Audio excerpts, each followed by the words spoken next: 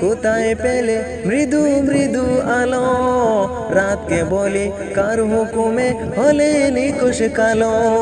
পাহাড় তোমায় কে দিল এই দাঁড়ার অটুলতা, আকাশ তুমি কোথায় পেলে বিশাল উদারতা। কে তোমাদের নিপুণ হাতে করিল নির্মাণ, কে তোমাদের নিপুণ হাতে করিল নির্মাণ। কোরআশ দ্বারে গাইল সবাই আল্লাহ রহমান, কোরআশ দ্বারে গাইল সবাই আল্লাহ রহমান।